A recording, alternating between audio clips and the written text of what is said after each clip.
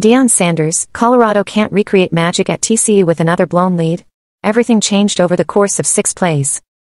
Despite leading 14-0 with less than 3 minutes to play in the first half, Colorado found itself tied with TCU just a minute and a half of game time later. After the Horned Frogs got on the board for the first time with a quarterback sneak across the goal line, they were back in the end zone a few plays later after Kaiden Salter's second of 3 interceptions on the night.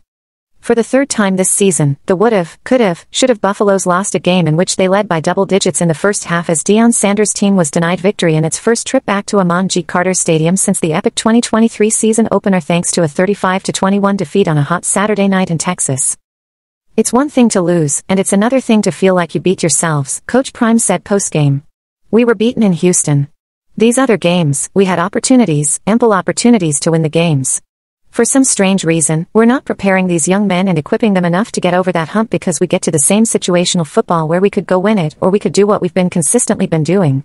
I told our team, if we keep doing the same old thing we've always done, we're gonna get the same old thing that we've always gotten." Well, the Buffs found a slightly different way to lose this time around. Despite the quick turn of events late in the first half, the game was not lost until late.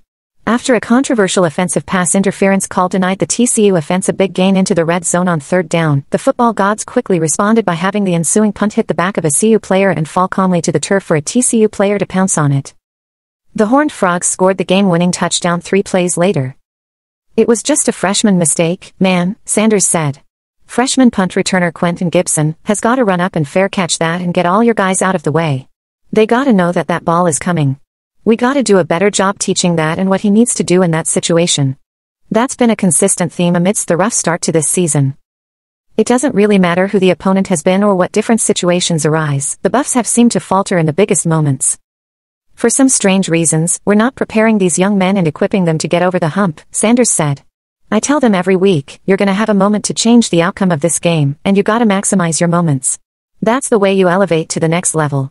We're not. It's so frustrating because the flashes have been there just about every week." Aside from the Houston game, which Coach Prime is quick to admit his team was flat out beaten in, there hasn't been a game this season where he felt CU was not in a position to come out on top.